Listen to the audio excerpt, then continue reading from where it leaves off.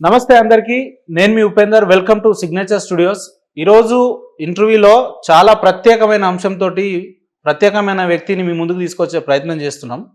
ఎందుకు ప్రత్యేకం అంటున్నానంటే, రాజకీయాల్లో ఎలాంటి సమస్యలైనా సామాజిక ఉద్యమాలతోటే సాధ్యం అని చెప్పి తన జీవితంలో బలంగా నమ్మేటువంటి వ్యక్తి, తెలంగాణ ఉద్యమాల్లో కీలకంగా వ్యవహరించిన విద్యార్థి, ఉస్మానియా యూనివర్సిటీ విద్యార్థి నాయకులు కొర్రా శరత్ నాయక్ గారు, తెలంగాణ గిరిజన శక్తి రాష్ట్ర అధ్యక్షులు. సో ఈరోజు వారు ఇంటర్వ్యూలో మనతో పాటు ఉన్నారు. ముందుగా వారిని వెల్కమ్ చేద్దాం. అన్న నమస్కారం. అన్న నమస్తే ఉపేంద్ర గారు. చాలా సంతోషం అన్న. అడగంగానే మీ విలువైన టైం మా స్టూడియోకి ఇచ్చారు, మా ప్రేక్షకులు ఇచ్చినందుకు మీకు ప్రత్యేక ధన్యవాదాలు అన్న. ఎట్లున్నారు? అంతా ఫైనా? ఫైనాన్షియల్గా, మెంటల్గా, ఫిజికల్గా అంతా బాగున్నారా? అంత బాగానే ఉంది, కానీ ఈ మధ్య కాలంలో కొంత ఇలా గిరిజనుల మధ్యన జరుగుతున్నటువంటి కొన్ని అంశాలు గతంలో చూసినా మళ్ళీ జరుగుతుంటే ఒక గిరిజన బిడ్డగా, గిరిజన విద్యార్థి నాయకుడుగా కొంత బాధేస్తూ ఉన్నది.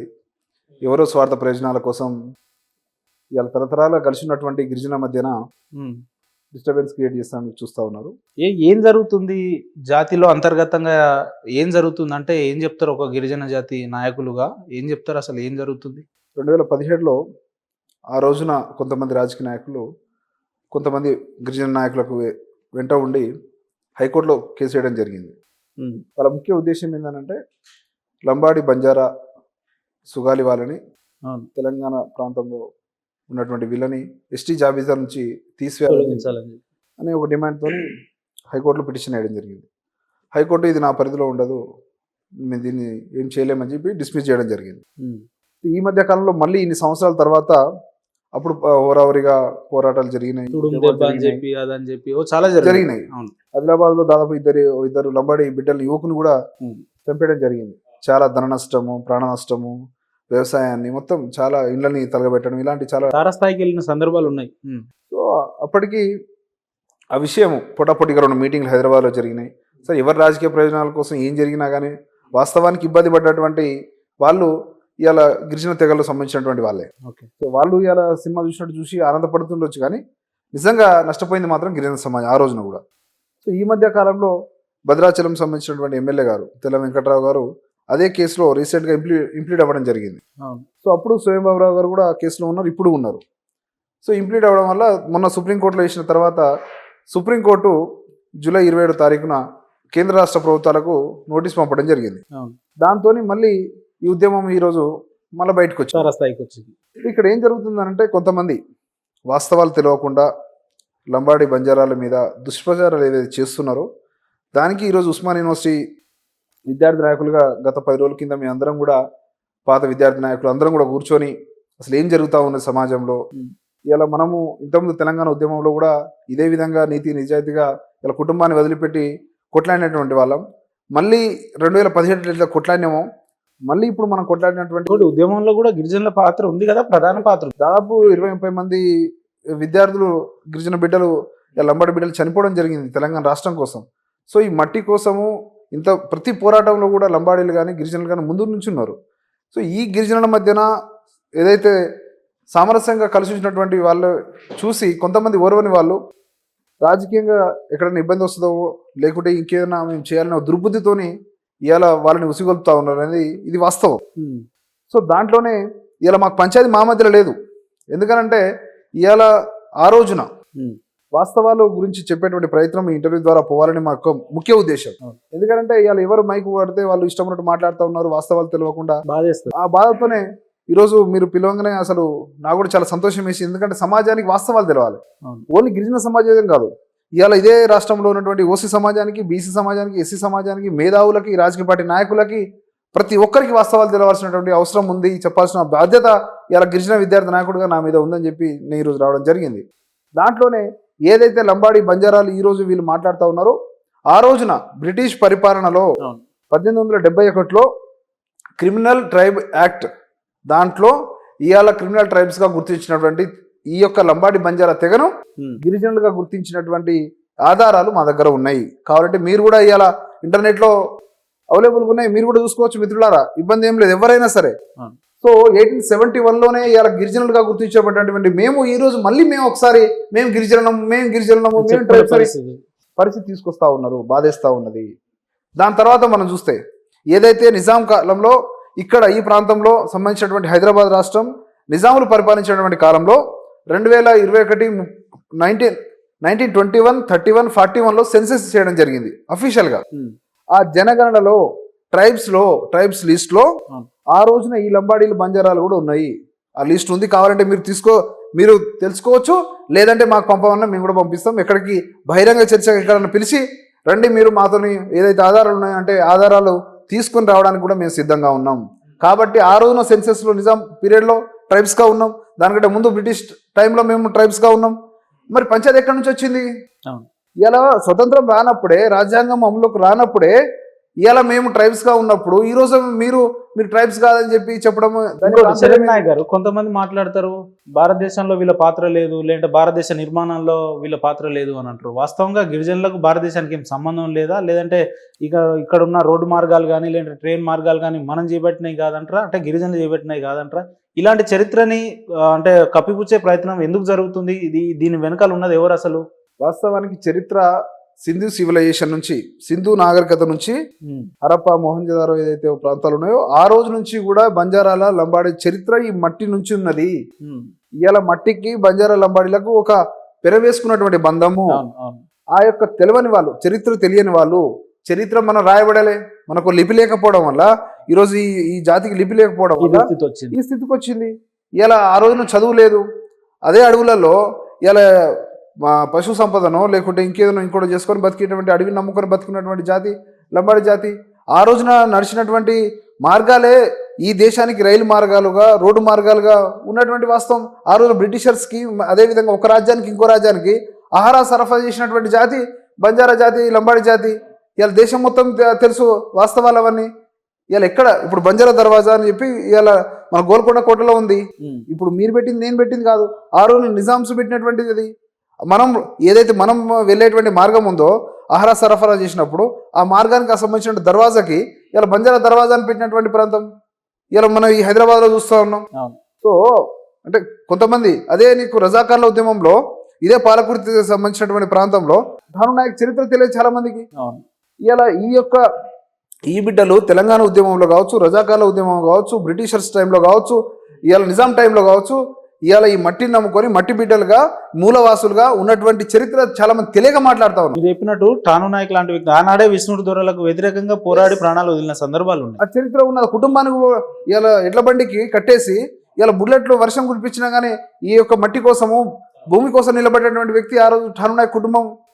సో అలాంటి త్యాగాలు ఉన్నటువంటి జాతిని ఈరోజు ఎవరో చెప్పినట్టుగా లేకుంటే ఇంకేదో చేస్తే ఇలా అనవసరంగా దుష్ప్రచారం చేయడం మానండి అని చెప్తా ఉన్నాం. అదేవిధంగా వాస్తవానికి తెల్ల వెంకటరావు గారో లేకుంటే స్వయంబాబురావు గారో ఇంకెవరో చేస్తున్నట్టు మాకు కూడా అనిపిస్తలేదు. వాళ్ళ వెనుక ఖచ్చితంగా కొంతమంది రాజకీయ నాయకులు, కొంతమంది కార్పొరేటర్లు శక్తులు ఉన్నాయని మేము నమ్ముతా ఉన్నాం.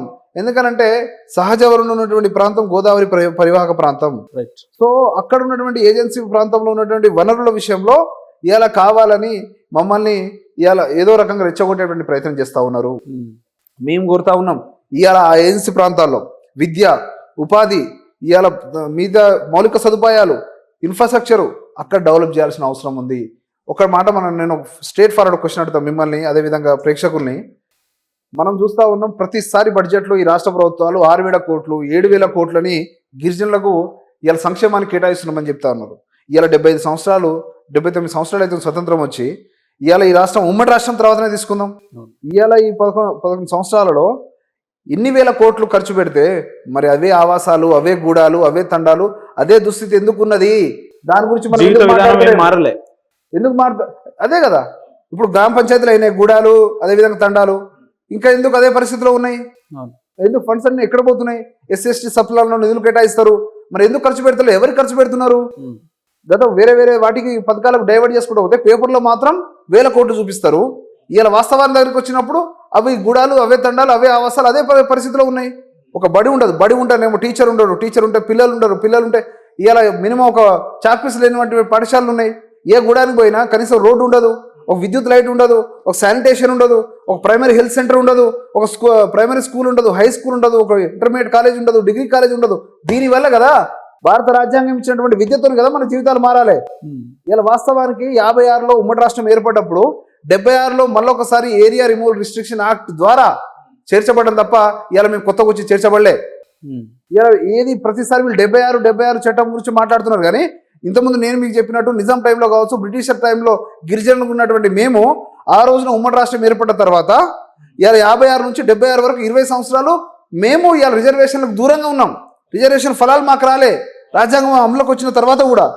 సో ఆ కోల్పోయిన దాని గురించి ఎవరు మాట్లాడతలేదు. ఇలా 20 సంవత్సరాలు మాకు రిజర్వేషన్ ఉంటే ఇవాళ ఎంతో కొంత ఇంకా చదువుకునేటువంటి వాళ్ళ అవకాశాలు ముందుకు వచ్చేటటువంటి అప్డేట్ అయ్యే వాళ్ళం. దాని గురించి ఎవరు మాట్లాడతలేరు. 76 పట్టుకొని మాట్లాడుతున్నారు. వాళ్ళు ఎవరో చేసిందని తప్పకి ఇలా మమ్మల్ని బాధ్యత వహించమంటే మేమేం చేస్తాం? ఆ రోజున ప్రభుత్వాలు కావచ్చు, రాజకీయ నాయకులు కావచ్చు, మరి అక్కడ ఉన్నటువంటి ఏం జరిగిందో తెలియదు. దానివల్ల మేము నష్టపోయినాం. దాన్ని పట్టుకొని మీరు గిరిజనులు కాదు, గిరిజన జాబితాను తీశారంటే అదేవిధంగా కొంతమంది సోదరులకు అర్థమైతలేదు. ఇలా రిజర్వేషన్ పాలసీ యొక్క లక్ష్యం ఏంది, రిజర్వేషన్లు ఎవరికి ఏ కేటగిరీలో ఎందుకు ఇస్తారు, ఇలా రాజ్యాంగంలో అంబేద్కర్ గారు ఏం పొందుపరిచారు, అవన్నీ అవగాహన లేకుండా ఇలా మీరు ఒక 5-6 రాష్ట్రాలను ఎస్టీలుగా ఉన్నారు, మిగతా దగ్గర లేరు అని అంటే, అదే బీర్సా ముండా కమ్యూనిటీ ఇలా ఆదివాసులకు దేవునిగా చూస్తారు. అదే కమ్యూనిటీ ఇలా అస్సాంలో ఓబీసీలుగా ఉన్నారు. ఈ తెలంగాణలో యాదవులు బీసీలుగా ఉంటే మిగతా రాష్ట్రాల్లో ఓసీలుగా ఉన్నారు. ఇవాళ ఇక్కడ ఉన్నటువంటి ముదిరాజ్ కమ్యూనిటీ బీసీల్లో ఉంటే మిగతా ఇక్కడ మన ఉత్తరప్రదేశ్లో కావచ్చు, మిగతా రాష్ట్రాల్లో ఎస్సీలుగా ఉన్నారు. ఇక్కడ ఉన్నటువంటి రెడ్లు కావచ్చు, మిగతా కులాలు ఇలా ఓబీసీలుగా కర్ణాటకలో ఉన్నారు. సో ఇలాంటి వాస్తవాలు తెలియదు. ఇలా రాజ్గోండ్కి సంబంధించినటువంటి కమ్యూనిటీకి సంబంధించినటువంటి ఆ రోజున చందా కమిషన్ కావచ్చు, లోకల్ కమిషన్ కావచ్చు, ఇవాళ వాళ్ళని ట్రైబల్ లిస్ట్ నుంచి తీసేయాలని చెప్తే ఇవాళ మహారాష్ట్ర నుంచో ఇంకో దగ్గర నుంచో మైగ్రేట్ అయ్యి వచ్చిన వాళ్ళు ఉన్నారు, వాళ్ళని తీసేయాలని చెప్పినటువంటి వాస్తవం ఉంది. అంటే ఒక కమ్యూనిటీ ఒక రిజర్వేషన్లు ఇవ్వాలంటే ఇవాళ ఆ రాష్ట్రంలో సంబంధించినటువంటి సామాజిక ఆర్థిక పరిస్థితులు ప్రకారం ఇస్తారు తప్ప ఇవాళ మనము ఒకటే కేటగిరీ మొత్తం దేశం మొత్తం కూడా ఒకటే కేటగిరీలో ఉంటారని కాదు. సో ఆయా రాష్ట్రాల్లో ఆయా పరిస్థితుల ప్రకారం ఏదైతే కేంద్రం వెసులుబాటు ఇస్తుందో ఆ కేటగిరీలో పెట్టడానికి అవకాశం ఉంటుంది. కానీ వీళ్ళు ఏమంటారంటే గిరిజన జాతికి అసలు వీళ్ళు వలస వచ్చిన జాతి ఇది కాబట్టి ఇందిరాగాంధీ ఆనాడు ఉన్న టర్మ్లో వీళ్ళను జీవోలో ప్రత్యేకంగా వీళ్ళ కోసం ఒక జీవో ఇంప్లిమెంట్ చేసి అందులో చేర్చడం జరిగింది తప్ప వీళ్ళకంటూ చరిత్రలు కానీ సంస్కృతులు ఏం లేవు అనేటట్టు ప్రొజెక్ట్ చేస్తున్నారు. ఉపేంద్ర గారు, ఒక గిరిజనుడుగా ఒక తెగ గుర్తించడానికి ఈరోజు ప్రత్యేక ఆవాసాలు ఉండాలి. మొదటిది తండా అనేది నా ఆవాసం. మీ అందరికి తెలుసు, తెలంగాణ మొత్తం కాదు ఎక్కడ తిరిగినా తండా అనేది ఊరికి అసలు సంబంధం లేకుండా ఉండేటువంటి ప్రాంతం తండా ప్రాంతం. అదేవిధంగా అక్కడ ఉన్నటువంటి రాజకీయ వ్యవస్థ కావచ్చు, నాయక కారోబార్ అనే వ్యవస్థ కావచ్చు. వాస్తవానికి 10 సంవత్సరాల కింద అసలు ఒక్క పోలీస్ స్టేషన్లో తండా నుంచి ఒక కంప్లైంట్ పోదండి. ఈ మధ్య కాలంలో రాష్ట్రం ఏర్పడక పోతున్నాయి కానీ అసలు ఇంతకుముందు అలాంటి వ్యవస్థ లేదు. ఏది ఉన్నా కానీ అక్కడ తండా పెద్ద మనుషులు దాన్ని సాల్వ్ చేసేటువంటి ఒక న్యాయపరమైనటువంటి పరిపాలన విధానం కూడా ఈ తండాలో ఉంది. అదే విధంగా ప్రత్యేక వేషధారణ, నా వేషధారణ, నా జాతి వేషధారణ ఎక్కడైనా ఇంకో దగ్గర ఉందంటే చూపించండి. నా భాష, నేను మాట్లాడే భాష ఇంకెక్కడైనా మాట్లాడతారా? నా పండుగలు నేను మేము చేసుకున్నటువంటి తీజ్ కావచ్చు, ఇలా శీతల భవని కావచ్చు, సేవలాన్ మహారాజ్ కావచ్చు, మిగతా పండుగలు ఏవైతే ఉన్నాయో ఇంకా తులజాభవని కావచ్చు, మిరమయాడి కావచ్చు, ఇలాంటి మా భవాని మాతల్ని మేము కొలుచుకునేటువంటి పూజా విధానం కావచ్చు, ఇవాళ ఇంకెక్కడన్నా జరుగుతాయా? ఇంకెవరైనా చేస్తారా? ప్రకృతి ఆరాధకులం కదా. ఇవాళ తీజు ఇవాళ ప్రకృతిని ఆరాధించేటువంటి పండుగ. ఇవాళ శీతల రాయిని మొక్కినటువంటి ఇది, పశువుల్ని కడిగి వాటిని మొక్కినటువంటి జాతి ఇవాళ గిరిజన జాతిగా మేము ఉంటే ఇవాళ కాదని చెప్పడానికి ఏంది? ఇవన్నీ మేము చెప్పినటువంటి ఇంకెక్కడన్నా చేస్తారా? ఇవన్నీ ఎక్కడ చేయరు. సో ఇవి కదా, ఇవన్నీ తెలియకుండా ఇలా ఒక ఇన్స్టాగ్రామ్లో నేను మన ఒక ప్రెస్ మీట్లో మాట్లాడితే ఇవాళ మా సోదరులు ఆదివాసి సోదరులు అని చెప్పి ఇలా కొంతమంది ఇష్టం ఉన్నట్టు కామెంట్లు పెడుతుంటే బాధేస్తూ ఉన్నదండి. తెలియకుండా, వాస్తవాలు తెలియకుండా అనవసరంగా ఎవరో రెచ్చగొడితే రెచ్చిపోయి ఇలా మనకు రావాల్సినటువంటి వాటి కోసం మనం కొట్లాడతాం. రాజ్యాంగ పరంగా, ప్రభుత్వ పరంగా మనకు కావాల్సినటువంటి వాటి కోసం మేము కొట్లాడతాం. ఇలా ట్రైబల్ యూనివర్సిటీ కోసము ఈ రాష్ట్రంలో 2014లో ఏపీ రీఆర్గనైజేషన్ యాక్ట్లో పెడితే ఇవాళ మర్చిపోయినటువంటి చాలామంది ఇవాళ ఆ రోజున ఢిల్లీకి పోయి కొట్లాడి ఇవాళ అదే ములుగు ప్రాంతంలో 300 ఎకరాలు మొట్టమొదటి ప్రెస్ మీట్ కూడా ములుగులో అదే ప్రాంతంలో ఫౌండేషన్ వేసిన దగ్గర పోయి పెట్టేసి ఇవాళ సాధించే వరకు దాన్ని కొట్లాడినాం. ఇవాళ అదే ప్రాంతంలో ట్రైబల్ యూనివర్సిటీ పెడుతున్నారు. ఇవాళ వాటి కోసం దానికోసం కొట్లాడదాం. ఆ రోజున ఇంకో డిమాండ్ పెట్టినాం, 4 ఐటీడీఏ ప్రాంతాలలో 4 ట్రైబల్ రీసెర్చ్ సెంటర్లు పెట్టండి. ఇవాళ అమరాబాద్ కావచ్చు, ఏటూరు నాగారం కావచ్చు, భద్రాచలం కావచ్చు, ఉట్నూరు కావచ్చు, అక్కడ ట్రైబల్ జీవితాలు ఉన్నాయి. వాటికి సంబంధించినటువంటి రేపు అంతరించేటువంటి పరిస్థితి ఉంటుంది. ఇలా రాసే పరిస్థితి లేదు, వాళ్ళకు ఒక భాష లేదు, లిపి లేదు. ఇలా వాళ్ళు ఇక్కడ రాసుకోవాలంటే ఇబ్బంది అవుతుంది. వాళ్ళకు ఎడ్యుకేషన్ రావాలి. దానికోసం ట్రైబల్ రీసెర్చ్ సెంటర్లో ఐటీడీఏ ప్రాంతాల్లో పెట్టమని ఆ రోజున మేము డిమాండ్ చేసినాం. దానికోసం కదా నిలబడాలి. ఇలా చెంచుల పరిస్థితి ఏంది? ఇవాళ తోటి కానీ అందు కానీ ఇవాళ ప్రధాని కానీ ఇవాళ కొంతమంది ఇప్పుడు వాళ్ళ జీవితాల గురించి ఎవరు మాట్లాడాలి? అది మనం ఏంటంటే మీరు పనిచేసే మీరు నడిపే సంఘంలో కూడా గోండ్లు కోయలు చెంచులు ఉన్నారు కదా మీ దాంట్లో. మా సోదరులు ఉన్నారు, ఎరకలు ఉన్నారు, గోండు ఉన్నారు, కోయ ఉన్నారు, అందరిని కలుపుకొని కొట్లాడినాం. ఇలా ట్రైబల్ రిజర్వేషన్ కోసము గత ప్రభుత్వంలో 6 నుంచి 10% కోసము ఆమెను నిరాదీక్ష సైతం చేసినాం కదా. ఆ రిజర్వేషన్ ఫలాలు వచ్చినప్పుడు వీళ్ళందరికీ అందుతున్నాయి కదా. మరి ఎందుకు మనం ఎక్కడైతే కొట్లాడాలనో ఏదైతే మనకు అవసరమో దాని మీద కాకుండా అనవసరమైనటువంటి విషయాలు రావడం వల్ల విద్వేషాలు రెచ్చగొట్టడం వల్ల ఇలా మనకి ఇబ్బంది. ఇంకెవరో చూసి దాన్ని నవ్వుకుంటారు తప్ప ఇలా మన జీవితాలు రేపు పొద్దున వచ్చి బాగు చేసేవాడు ఎవడు లేడు. కాబట్టి అదే చెప్తా ఉన్నాం సోదరులకి, ఇలా అనవసరంగా మనం ఏదో రెచ్చిపోయి ఇంకేదో అవకాశాలు ఇంకోరికి ఇవ్వడం కంటే ఇలా మనకు రావాల్సినటువంటి రాజ్యాంగం ప్రకారం ఇలా జీవో నెంబర్ 3 పోయిందండి. అదే ఏజెన్సీ ప్రాంతాల్లో 100% గిరిజనులకి ఇలా అవకాశాలు ఉపాధి అవకాశాలు ఉన్నటువంటి జియోని ఇలా సుప్రీంకోర్టు మీద కొట్టేసింది. దాని మీద కలిసి కొట్లాడదాం, రేపు కేంద్ర ప్రభుత్వం మీద కొట్లాడదాము, రాష్ట్ర ప్రభుత్వం మీద కొట్లాడదాము. ఇవాళ దానికోసం కొట్లాడతాయి కదా మన బిడ్డలకు రేపు అక్కడ ఉపాధి వచ్చే అవకాశాలు ఉంటాయి. గిరిజనుల్ని వ్యతిరేకించే ఒక వర్గం ఏమంటది అని అంటే, మాకు రావాల్సిన రాజకీయ అవకాశాలు కానీ విద్యా అవకాశాలు కానీ ఉద్యోగ అవకాశాలన్నీ కూడా గిరిజనులే తీసుకుపోతున్నారు, మాకు ఇంకా రావట్లేదు, ఇంకా మేము ఏజెన్సీ ప్రాంతాల్లోనే ఉంటున్నాం, మా జీవితాల్లో ఎలాంటి మార్పు లేదు, అభివృద్ధి లేదు, కాబట్టి వీళ్ళని తొలగించాలి అంటారు. అయితే ఇక్కడ మనం అర్థం చేసుకోవాల్సింది ఏంటంటే, ఇప్పుడు 10% రిజర్వేషన్ ఉంది ఈ రాష్ట్రంలో. 10%లో దాదాపు 7.5% లంబాడీలే ఉన్నారు పాపులేషన్ పరంగా. సో 2.5%, 3% వరకు వాళ్ళు ఉంటారు. సో 7 ఒక దగ్గర నిలబడి 3 ఒక దగ్గర నిలబడి ఆటోమేటిక్గా 7 ఎక్కువ కనబడతారు. వాళ్ళకి మెజారిటీ ఉంటుంది. కనబడేటప్పుడు కళ్ళకు కనబడేటప్పుడు కూడా ఆటోమేటిక్ కనిపిస్తారు. సో ఇక్కడ మేజర్ పాపులేషన్ ఉండడం వల్ల ఇలా వాళ్ళకి ఎక్కువ కనిపిస్తుండేమో, కానీ నిజంగా అదే 7.5%లో దాదాపు 1.5% మాత్రమే కొంత చదువుకున్నారు తప్ప ఇలా ఎన్ని తండాలలో మనం లెక్కలు తీద్దాం. ఇవాళ వాళ్ళ జనాభా ఎంత, వాళ్ళకి ఎక్కడ అన్యాయం జరుగుతుంది, వాళ్ళు ఏం పని చేస్తారు, వాళ్ళకు రావాల్సిన అవకాశాల గురించి మాట్లాడదాం. వాళ్ళకి చదువు ఎట్లా, ఇప్పుడు మీకు ఇంతకుముందు చెప్పినట్టు ఇలా ప్రైమరీ స్కూల్ నుంచి ఇలా డిగ్రీ వరకు మినిమం. ఇలా చూడండి ఒకసారి. ఇంకో విషయం ఏంటంటే, ఇదే ట్రైబల్ ప్రాంతంలో ఖమ్మం కావచ్చు, ఆదిలాబాద్ కావచ్చు, మేజర్ ట్రైబల్ పాపులేషన్ ఉన్నటువంటి జిల్లాలు 2, కానీ ఒక్క గవర్నమెంట్ యూనివర్సిటీ లేదండి. స్టేట్ యూనివర్సిటీ ఒక్కటి లేదు. మరి ఎందుకు మనం అడగవద్దు? ఒక యూనివర్సిటీ మనకు ఎందుకు రావద్దు? మన ప్రాంతంలో మన దగ్గర ఎందుకు గవర్నమెంట్ డిగ్రీ కాలేజీలు ఉండదు, గురుకులాలు ఉండదు, ఇవాళ ఏకలవ్య పాఠశాల ఉండదు, నవోదయాలు ఎందుకు ఉండదు, ఇవాళ మనకెందుకు స్కూల్స్ ఉండొద్దు, మనకెందుకు ప్రైమరీ హెల్త్ సెంటర్? ఇవాళ మనం చాలాసార్లు వర్షాలు పడ్డప్పుడు పేపర్లలో చూస్తాం, చాలా బాధేస్తూ ఉంటుంది. ఇవాళ కడుపుతున్నటువంటి ఒక ఆడబిడ్డని ఇవాళ వాళ్ళ సోదరులు వాళ్ళందరూ కూడా మంచం మీద భుజాలు వేసుకొని వాగులు వంకలు దాటుతూ హాస్పిటల్ తీసుకెళ్లాల్సిన పరిస్థితి వచ్చింది. ఇంకా దుస్థితిలో 70 సంవత్సరాల స్వతంత్ర భారతదేశంలో నా ఆడబిడ్డకి అదే బాధ ఎందుకు ఉండాలి? దానికోసం కదా మనం అడగాల్సింది, నిలబడాల్సింది, కొట్లాడాల్సింది. అది పక్కన పెట్టి మనం ఏం మాట్లాడుతున్నాం ఈరోజు? ఇవాళ మనకు అక్కడ విద్యుత్ సౌకర్యం సరిగా లేకుండా ఎవరైనా బయటికి వెళ్తే, ఇవాళ చీకటి రాత్రిపూట బయటికి వెళ్తే ఇలా పాములు తేళ్లు కలిసి ఇలా చనిపోతున్న పరిస్థితి. దాని గురించి ఏదో మనం మాట్లాడాలి. మన బిడ్డలకు చదువు ఎట్లా కావాలని మాట్లాడాలి, అక్కడ ఉపాధి అవకాశాలు ఎట్లా కావాలని మాట్లాడాలి, అక్కడ ఇలా కంపెనీలు ఎట్లా రావాలని మాట్లాడాలి. దానికోసం మనం మాట్లాడకుండా ఇవాళ అనవసరమైనటువంటి విషయాలు తీసుకొచ్చి మరొకసారి మనోభావాల్ని కానీ ఆత్మగౌరవాన్ని దెబ్బతీసేటువంటి ప్రక్రియ కొంతమంది చేస్తూ ఉన్నారు. ఖచ్చితంగా మా సోదరులకు ఎలాంటిది అది లేదు, మాకు తెలుసు. ఎందుకంటే మేము చాలాసార్లు చాలా మందితో ఈరోజు కలివిడిగా ఉన్నాం, మాట్లాడుతున్నాం, చేస్తున్నాం. ఇలా ఆ ప్రాంతంలో ఉండేటువంటి వాళ్ళు చాలామంది మాకు చెప్తా ఉన్నారు, మేము అందరం అన్నదమ్ములు లేక ఉంటాము, ఇలా చాలా ప్రతి దగ్గరలో కలిసి మేమందరం ఉంటామని చెప్తా ఉన్నారు మాట్లాడుతుంటే. కానీ కొంతమంది స్వార్థ రాజకీయాల కోసం వాడుకుంటామంటే మాత్రం ఖబర్దారు. అనవసరంగా మొత్తం కొంతమంది కుహాన మేధావులు, కొంతమంది రాజకీయ పార్టీ నాయకులు కావాలని చేస్తూ ఉన్నారు. వాళ్ళు కనుక మాకు తెలిసినప్పుడు మాత్రం మేము ఏ విధంగా వాళ్ళకి జవాబు చెప్పాలో ఆ విధంగా జవాబు మాత్రం చెప్తాం.